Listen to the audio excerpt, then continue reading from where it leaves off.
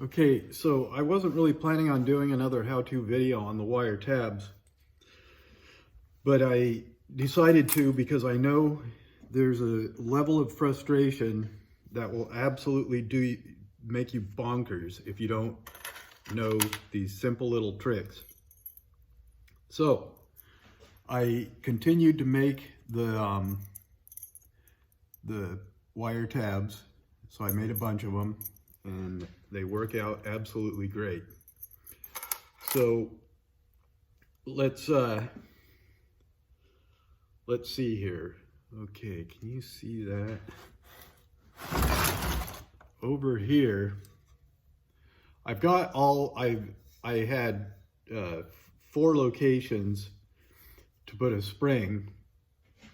So these springs that I got out of the old drum brake, the beehive springs, I've got these welded on. So what you do is, if you have like a dental pick, I use these dental picks sometimes to get them on, and basically you just pull them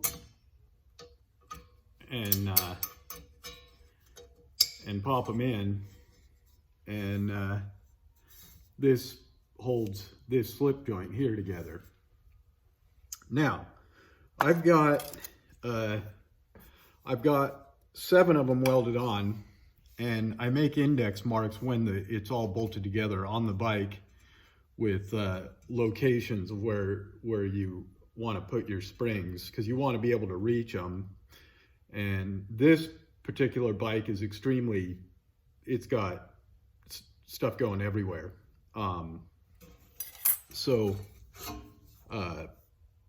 Like there you can see this wire tab is welded on,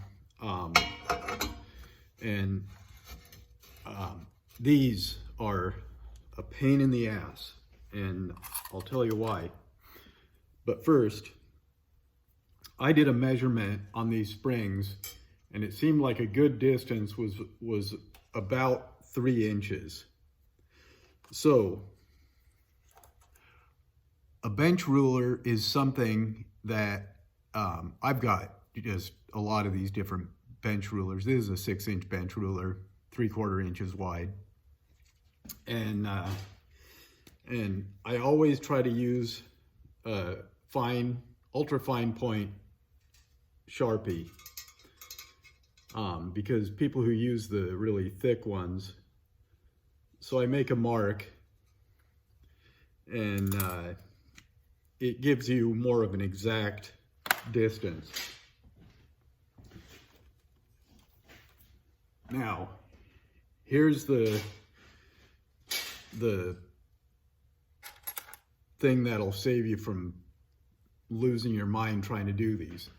This is like 16.5 gauge, just regular tie wire that you can buy it at any hardware store. So what I do, because you'll sit there and try and clamp these and do all these different systems for getting them on and getting them attached, but none of them work. So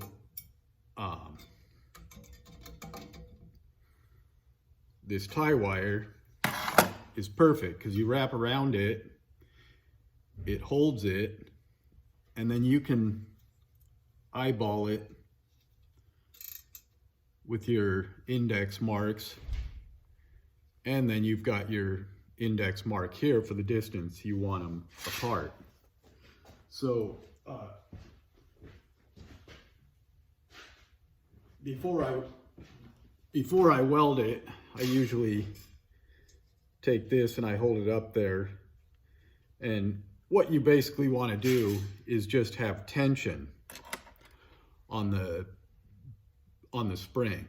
You know, they're not really structural, they're just meant to hold the slip joint together. And you can actually get different tabs that you can put on here some of them you can even put, they even bolt them together, like on Formula One cars or whatever. But for this application, springs is fine because everything's locked down real good. Now I'm not gonna weld this on for the video, but basically when you do strike your arc, you want to strike, you're basically trying to tack each side with this tie wire wrapped around it. So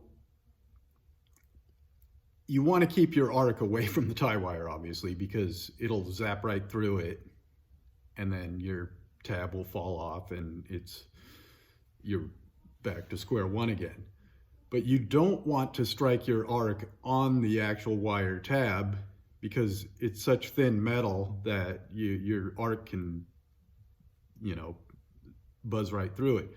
So what I do is I get my arc started on the exhaust tube, like an 1/8 inch away or whatever, and then I get my puddle going, and then I move it to the tab, and I'm ready right away with filler rod to get them together. Once you have them together, then it's easier to just flow your puddle and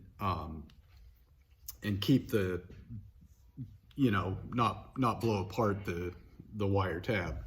And I'm telling you, these things are a pain in the nuts, but with this tie wire system, they're completely doable. And, like in the last hour or so, I've done 7 of them, and I mean, they're time consuming, they're a pain in the ass, but if you don't use this system, they're a lot more of a pain in the ass. And I'm not saying there's not other systems out there. This is the one that I figured out that works. And it just dawned on me one day, well, why not just wrap a wire around it? And because I sat there and fought them and tried to hold them with clamps and a vise or whatever. And this just works out really nice. If you can hear that yelling, it's my neighbor next door. I don't know what's wrong with him.